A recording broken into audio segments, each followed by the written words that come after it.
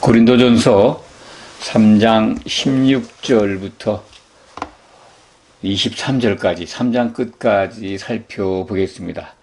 고린도전서를 통해서 하나님의 은혜를 함께 하고 있습니다. 3장 16절은 매우 유명한 말씀입니다.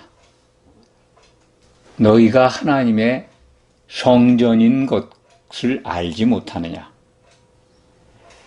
성령이 너희 안에 계신 것을 또한 알지 못하느냐? 너무나 유명한 말씀입니다. 너희가 하나님의 성전이라는 말씀에 우리 기독교는 이것을 각자에게 주신 말씀으로 이해해 왔습니다. 그렇지 않고 올바로 알고 계신 분들도 있었다고 봅니다. 그런데 대부분 영어 성경이 이 너와 너희를 구별 못합니다. 너는 단수고 너희는 복수입니다. 우리말도 틀림없이 구별이 되어 있는데 여기 너희 그러면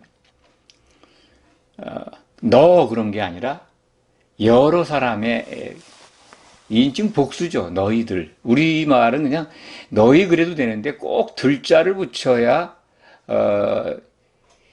복수로 이해하는 그런 잘못된 언어 습관이 있습니다. 그래서 우리 그래도 복수인데 우리들 꼭 붙입니다.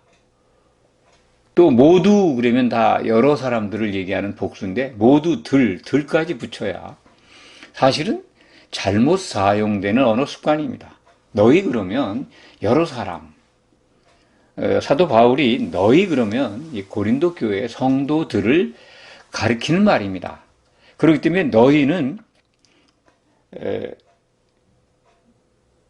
너희가 하나님의 성전인 것과 하나님의 한 성전이라고 원문은 표기되어 있습니다.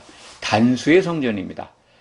구약 성경에서부터 신약 성경에 이르기까지 성전은 항상 단수입니다. 하나입니다. 성전이 여러 군데 여러 개가 있으면 안 되죠. 구약 성경의 성전은 모세의 그 성막에서부터 출발합니다. 모세에게 시내산에서 이 성막에 대한 사양을 보여주셨습니다. 이대로 지라고. 그래서 모세는 그 말씀에 따라서 성전에 들어갈 모든 기구와 비품들을 만들고 성막도 만들고 그 성막의 기둥도 만들었습니다. 그 성막에 대한 그 배치에 관한 말씀을 찾아보시려면 출애굽기 40장을 보시면 됩니다. 그 성소 안에 이제 지성소와 성소가 있는데 다 아시는 내용이지만 잠깐 설명을 드리겠습니다. 지성소에는 이 법궤, 증거궤를 넣게 되어 있습니다. 그 안에는 돌판이죠. 십계명 돌판. 그리고 아론의 쌍난 지팡이를 넣고 만나 항아리도 틈에 이렇게 들어가 있었습니다. 이 법궤, 증거궤 위에는 이제 이 두릅들 형상을 만들어서 시은좌라 그러죠. 은혜를 내려주는 자리. 그 안에 이제 지성소에 있는 것들입니다. 그 지성소 안에 있는 법궤. 그리고 지성소와 성소 사이에 휘장이 있습니다. 갈라놨죠. 그리고 성소에는 이제 떡상이 있고 등잔대가 있습니다. 불을 켜는. 그리고 이 향불을 담아서 향로를 올려놓는 금향단이 있었습니다. 대략 이 정도면 아실 겁니다. 가장 중요한 게 우리가 알아야 될 게 이제 휘장입니다. 대제사장이 1년에 한 차례씩 지성소에 들어가서 하나님을 뵈야 되는데 그 전에는 이 휘장이 가려져 있어가지고 지성소에 들어갈 수 없도록 구별해 놨습니다. 제사장들은 이제 대제사장을 돕는 일을 하기 위해서 성소에 들어가는데 그 휘장 때문에 죽지 않고 일을 볼 수 있었습니다. 그 휘장은 그러니까 제사장들과 대제사장 성소에 들어가서 일을 하는 뭐 떡을 늘 갈아서 진설해야 되고 샹불도 꺼지지 않게 돌봐야 되고 이런 일들을 제사장들이 대제사장을 도와서 하는데 휘장이 없었으면 다 죽습니다. 그래서 휘장이 매우 중요한 역할을 했습니다. 근데 신약 성경에 마태복음 27장으로 기록되는데 예수님이 십자가에서 운명하실 때 이 휘장이 찢어졌습니다. 예수님이 피를 다 쏟고 그 혼이 육신을 떠났을 때 그 휘장이 찢어졌다.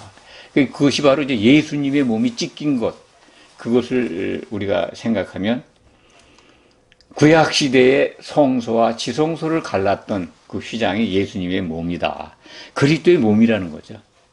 이 신약 시대에 와서 이 성전은 예수님의 증거대로 예수님의 몸이 성전입니다. 구약 시대의 이 성막을 다른 말로 회막이라고 그랬습니다. 회막. 만나는 곳이라는 거죠. 만나는 장소. 하나님이 사람들을 만나는 장소입니다.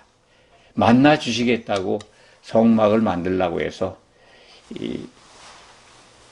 그 앞에 와서 이제 제사를 드리게 했습니다.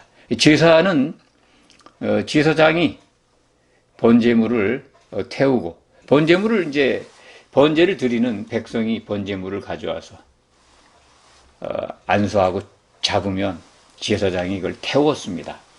태우고 난 다음에 이제 번제단은 그러니까 이 회막 밖에 있는 거죠. 회막 뜰에 있습니다.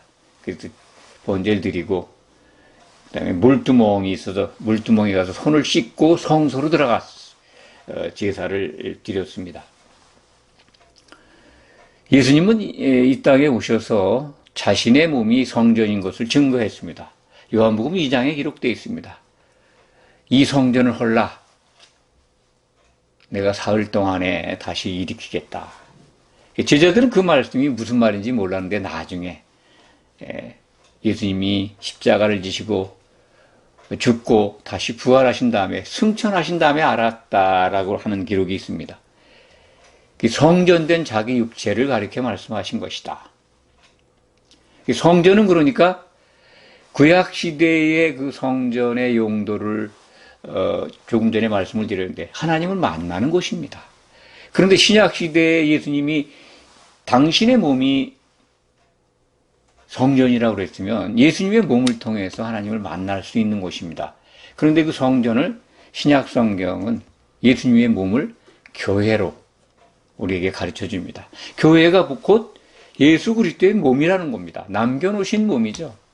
눈에 보이는 몸이 아니라 영적인 예수님의 생각으로 성도들이 모이면 그곳에 성령이 임해서 우리를 하나 되게 해서 성령을 통해서 소통하게 하는 하나님과 만날 수 있는 장소, 이 교회로 우리를 부르셨습니다. 그렇기 때문에 신약 성경의 예수님의 몸은 구약 성경에서 보여준 이 성전, 그러니까 장차 완성될 새 예루살렘의 이 모습, 그것을 그림자로 보여주는 겁니다.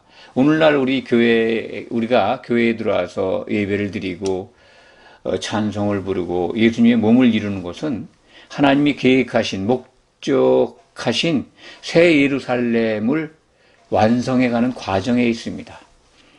정작 사도 요한의 증거를 보면 요한계시록에 새 예루살렘 성 안에는 성전이 안 보이더라.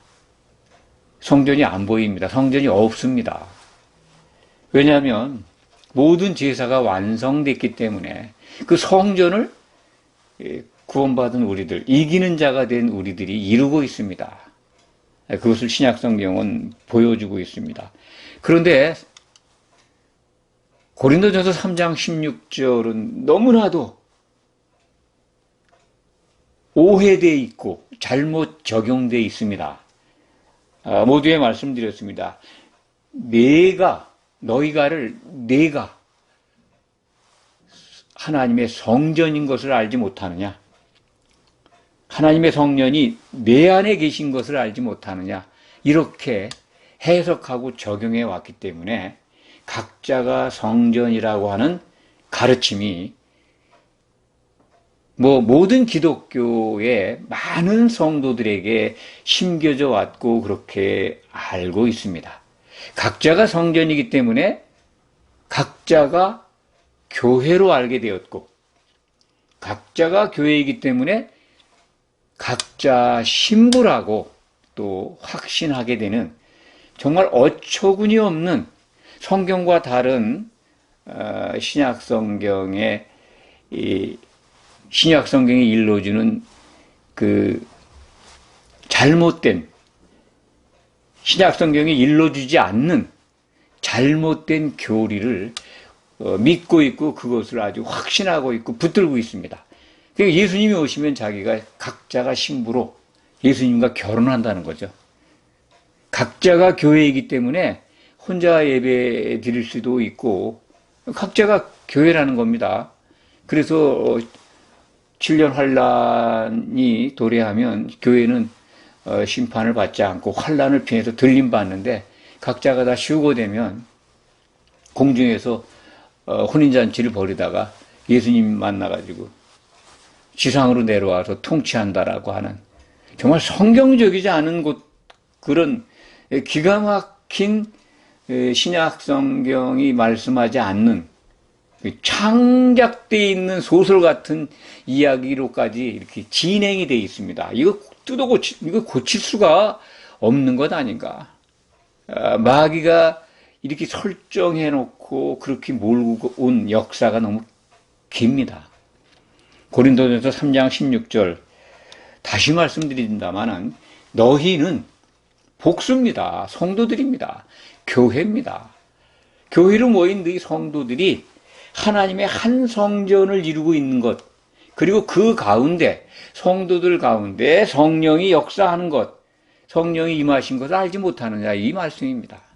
예수님이 약속하셨죠. 마태복음 18장 20절에서 두세 사람이 내 이름으로 모인 곳에 나도 그들 가운데에 있겠다. 그러니까 예수님의 이름으로 모인다고 말씀하셨습니다. 예수님의 이름이라고 하는 것은 우리가 예수님을 향하여 믿는 겁니다. 예수님을 향하여, 예수님을 영어로 말씀을 드리면 in 크라이스트, in him 이렇게 돼 있죠, 영어는. 그래서 그리스도 안으로, 주 안에서 이렇게 번역이 되는데 헬라 말의 그 전치사는 향하여라고 하는 전치사라고 합니다. 그러니까 예수님을 향하여 믿는 겁니다. 예수님을 향하여 믿는다는 믿음을 너무나 오해하고 있습니다. 그분의 일정을 주목해서 따라가면서 보는 겁니다. 과거의 일정, 또 지금 우리에게 이루어지고 있는 예수님의 일정, 그리고 미래에 다가올 예수님의 일정 다 주목해서 봐야 합니다. 간략하게 설명을 드리면 예수님이 하나님이 사람이 되셔서 독생자로 오셨습니다. 그리고 십자가에서 죽고 부활하셔서 맏아들이 되셨죠. 독생자에서 맏아들이 되셨습니다. 이것도 일정, 그분의 호칭의 변화뿐만 아니라 어마어마한 신분의 변화입니다. 그런데 그 맏아들 되신 다음에 부활 승천하셔서 하나님으로 복귀해 계십니다. 하나님 자리에 앉아 계십니다. 그런데 다시 오실 때는 심판주로 오시고 신랑으로 오시고 왕으로 오십니다. 그 신랑으로 오셔서는 혼인잔치를 우리와 함께 치르게 됩니다. 신랑과 준비된 이 신부인 완성된 교회가 공중에서 결혼식을 합니다. 그 전에 물론 그리스도의 심판대에서 심판을 하십니다. 그리고 그것이 끝난 다음에 다윗의 열쇠를 가진 왕국의 열쇠를 가지신 예수님이 통치를 하시게 됩니다. 그러니까 예수님의 그 일정을 따라서 믿어야 되는데 십자가에서 죽으신 독생자로 죽으신 예수님만 바라본다면 그게 올바로 믿는 겁니까? 그렇기 때문에 각자가 성전이고 각자가 교회고 각자가 신부라는 참 어처구니 없는 교리에 빠져서 예수님을 옳게 믿지 않고 있는 겁니다. 예수님은 말이죠, 굉장히 중요하고 구체적인 약속을 분명하게 하셨고 그것을 실천하고 계십니다. 이 기독교만큼 예수님의 말씀을 무시하는 주여 주여 부르는 백성들이 어디 있을까요? 세상 사람들 얘기가 아닙니다. 교회 안에 들어와 있는 예수를 믿는 분들이 가장 무시하는 분이, 가장 무시하는 사람이셨죠. 예수님입니다. 예수님이 하신 말씀을 다 그냥 스쳐 지나가는 말씀처럼 간과해요. 구체적으로 약속을 하셨습니다. 다시 오신다는 약속, 또 가시기 전에, 십자가를 지시기 전에 분명히 약속을 하셨습니다. 나를 향하여 믿는 자들에게는 배에서 생수가 강처럼 흘러나가리라. 요한복음 7장 37절 이하의 말씀입니다. 그것은 성령을 받게 하시겠다는 거죠. 성령을 마시게 하시겠다는 거죠. 그게 목마르거든 다 내게 와서 마셔라. 나를 믿는 자들은 그 배에서 생수가 흘러나도록 하겠다. 근데 나를 믿는 자를 또 오해하고 있습니다. 그분을 향하여 믿어야 되는 겁니다. 만약에 예수를 믿는 성도님들이 그 성령의 그 생명수의 강이 배에서 흘러나지 않는다면 그 원인은 예수님의 일정을 향해서 그분의 모든 우리에게 약속하신 그 내용들을 향하여 믿지 않기 때문에 그렇습니다. 독생자 예수를 믿는 그 믿음에 머물러 있어서 다시 오실 예수님을 바라보지 못하기 때문에 성령을 못 받습니다. 배에서 생수가 흘러나와서 예수님이 약속하신 의와 평강과 실학을 누려야 합니다. 성령 안에서 주신다고 했으니까. 로마서 14장 17절에 기록되어 있지 않습니까? 그게 왜 안 이루어집니까? 구체적인 겁니다. 만약 그것이 구체적으로 여러분들 안에 이 생명수가, 성령이 주시는 그 기쁨과 즐거움과 환희와 평강과 위로가 없다면 예수님을 향하여 믿지 않기 때문이다 라고 자신들을 돌이켜 보시기 바랍니다. 그런데 그 성령은요, 혼자 받는 게 아닙니다. 그래서 두세 사람이 필요합니다. 각자가 성전이라는 말씀에 빠지면 성령 함께 못 마십니다. 고린도전서 12장 13절에 보면 너희가 모두 함께 한 성령을 마시도록 하시지 않았는가? 다 한 성령을 마시게 했다. 헬라인이나 유대인이나 모든 성도들이 그리스도의 이름으로 모이면 한 성령을 마시게 했다는 겁니다. 그래서 성령을 하나 되게 하시는 분이라고 성경은 기록하고 있고, 예수님은 우리가 하나가 되어야 되기 때문에 각자가 성전이고 각자가 교회고 각자가 신부면 세 계명 주시지 않으셨습니다. 서로 사랑하라는 말씀이 뭐 필요 있습니까? 각자가 교회인데, 각자가 신부가 되는데 세 계명 주실 필요가 없어요.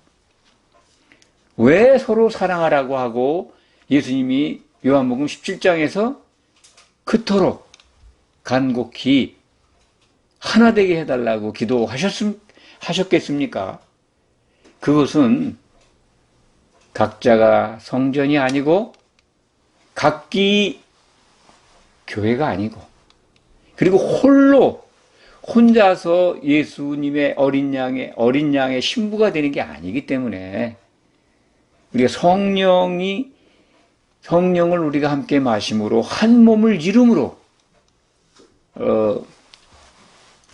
하나님이 기뻐하시는 교회로 세워지고 어린 양의 신부로 준비된다고 하는 것을 우리에게 말씀하시기 위해서 그렇게 하나가 되게 해달라고 기도하신 것이고, 사도들도 그 예수님의 가르침대로 우리에게 신약 성경을 통해서 우리가 하나 되어야 함을, 흠이 없는 교회로 세워져야 함을, 정결한 한 처녀로 준비되어야 함을 일러주는 겁니다. 그래서 오늘 말씀이 17절 말씀이 매우 중요하죠.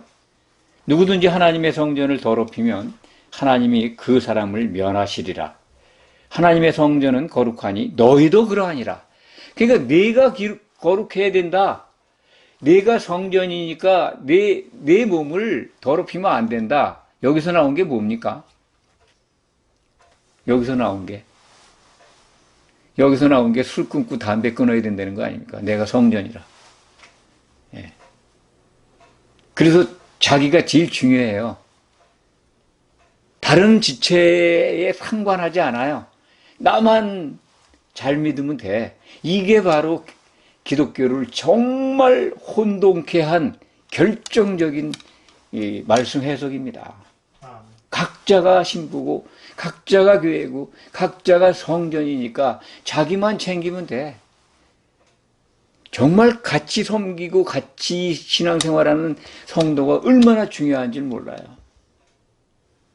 그게 중요하지 않았으면 예수님이 마태복음 5장에 21절, 22절 5장에 보면 형제에게 미련한 놈이라고 하거나 라가라라고 하거나 노하는 사람 지옥에 던져진다는 거예요. 형제를 그만큼 소중하게 예수님이 말씀하셨어요. 마태복음 18장 6절 이하인가요? 누구든지 이 작은 자 하나 중에 실족하게 하면 그는 연자 맷돌을 목에 달고 바다에 던져지는 게 낫다는 거 아니에요. 바다가 뭡니까? 불지옥입니다. 불지옥. 불지옥이 빠뜨려진다는 거예요. 실족하게 하면. 실족하는 사람은 물론이지만 실족하게 하는 자. 결국 그 말씀은 목회자들이 주의 깊게 들어야 합니다. 교회에 모인 성도들을 실족하게 하면 지옥 판결을 면하지 못합니다. 고린도전서의 이 말씀은요, 사실은 이 아볼로라고 하는 목사를 자랑하고 또 바울을 자랑하고 또 게바를 자랑하고 사람을 자랑하는 것을 지금 경계하기 위해서 주신 말씀입니다. 형제를 없은 여겨 자기가 좋아하고 자기를 세례 베푼 사람을 높이다 보니까 다른 데서 세례받고 다른 사람 가르침 받은 걸 없인 여겨. 그 형제가 얼마나 귀한 존재인데. 여기서는 자기 몸인, 네가 성전인 걸 알지 못하느냐, 네가 성령이 계신 전인 줄 알지 못하느냐 이해하기 때문에 자기만 깨끗하면 돼. 다른 형제는 한마디로 알 바 아닌 거예요. 없은 여기고 그 형제를 핍박하진 않아도 미련하다고 한다든지 참 뭐랄까요, 무시한다고 하든지 실족하게 한다면 지옥 판결을 면하지 못합니다. 오늘 말씀이 멸하신다고 그랬어요. 물론 이 멸한다는 단어가 지옥에 던져진다는 말씀인데 백보자 심판대에서 구원받는 길이 있는 걸 우리는 알고 있습니다. 사람의 지혜를 가지고 교회 안에서 분란을 일으키고 형제 사랑을 파괴하고 형제를 없은 여기고 같이 신앙생활하는 다른 지체, 그것이 얼마나 중요한지 예수님이 강조한 이 세 계명의 대상자, 이걸 없은 여기지 말라는 겁니다. 하나님의 지혜는 예수님입니다. 예수님은 우리에게 세 계명을 주셨습니다. 서로 사랑하라고. 서로 사랑하라는 대상을 실족해 하면 용서받지 못합니다. 형제를 실족하게 하는 게 뭔지 아십니까? 용서받지 못하는 성령 회방죄입니다. 성령이 하나 되게 하시는 분인데 형제가 서로 사랑해서 한 몸을 이루어야 되는데 형제를 미워하고 실족해 해서 성령이 하시는 일을 회방하는 겁니다. 그래서 용서함을 못 받는다는 겁니다. 그래서 멸망받을 수밖에 없습니다. 22절 말씀, 21절부터 23절까지 말씀을 증거하고 마무리하겠습니다. 그런즉 누구든지 사람을 자랑하지 말라. 만물이 다 너희 것임이라. 고린도 교회에 분쟁이 왜 일어났습니까? 사람 자랑 때문에 일어났죠. 조금 전에 말씀드렸습니다. 바울 자랑, 아볼로 자랑, 게바 자랑. 그러면서 22절에 보면 바울이나 아볼로나 게바나 세계나 생명이나 사망이나 지금 것이나 장래 것이나 다 너의 것이다. 교회의 기초석이 된 사도나 교회의 목사로서 너희를 양육하고 있는 아볼로나 세계나 이 세상 모든 만물과 비슷한 말씀이죠. 생명이나 살아있을 때 우리가 갖고 있는 이 생명, 사망, 육신을 떠나서 죽어있는 죽음 그 이후의 것들, 우리들, 그거 다 그것까지 살아도 살아있으나 죽어있으나 너의 것, 교회 것, 그리스도의 몸이라는 겁니다. 장차 몸이 돼야죠. 그리고 그 교회는, 너희는, 성도들은 그리스도의 것이고 그리스도의 것이라면 하나님의 것이라는 겁니다. 하나님의 장막이 되죠, 우리가. 하나님이 거하실 새 예루살렘의 기둥이 됩니다. 이 얼마나 어마어마한 말씀입니까? 누구를 자랑하는 그 마음 속에요, 그 생각 속에 뭐가 있는지 아십니까? 굉장히 유명한 사람이라든지 많은 사람이 존경하는 사람을 자랑하는 것, 좋습니다. 있을 수 있는데요. 그 자랑 속에는요, 자기가 그 사람과 같은 반열에서 인정받고 박수 받으려고 하는 마음이 있습니다. 내가 그와 친해.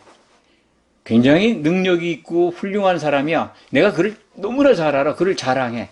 그 자랑하는 그 속에는 자기를 높이려고 하는 교만이 있습니다.